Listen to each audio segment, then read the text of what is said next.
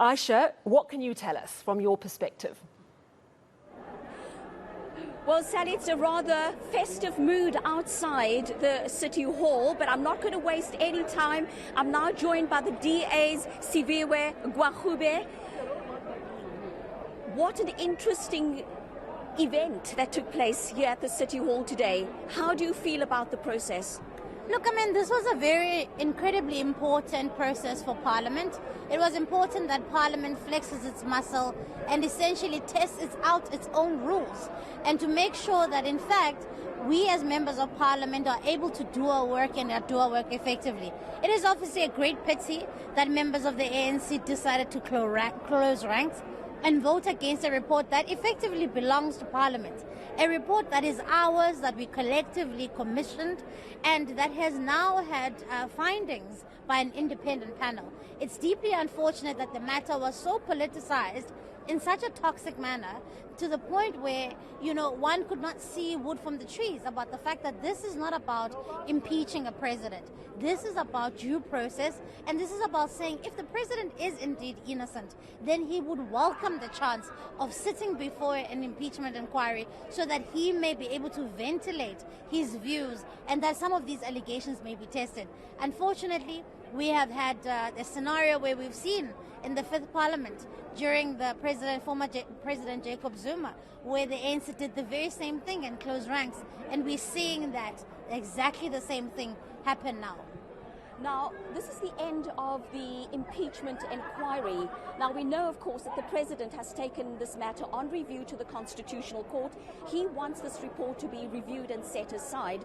But now that it has been rejected, what does that mean for that process?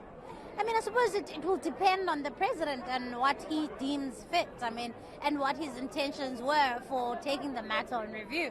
Perhaps a more cynical view might be that he was doing so to leverage that review to his own political party to say, well, because I'm disputing the facts of this report, I'm taking this matter on review. As a result, I'm expecting you to vote against it in Parliament because it is the basis of which are flawed.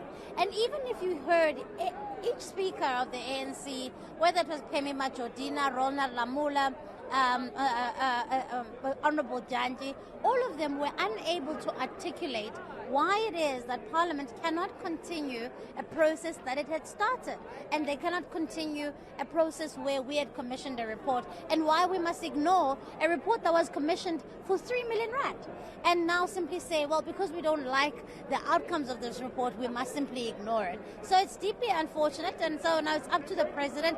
But on our side, we are not going to let this matter go, because it cannot be that a sitting head of state is facing allegations this grave, and we simply, as the institution that is meant to hold them to account, simply say, well, now the ANC has the majority in the House, we're going to let this matter go.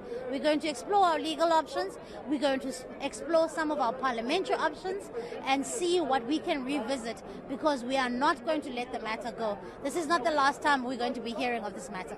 Thank you so much for your time. And Sally, you hear Siviwe from the DA saying this, the DA is not going to let the matter go. They're going to explore their legal options as well as their parliamentary options. Yes, it's a very interesting response indeed. Essentially, Siviwe Gwachube saying, finish the process. It started in Parliament. It needs to finish in Parliament. I'm going to let you round up a little bit more response.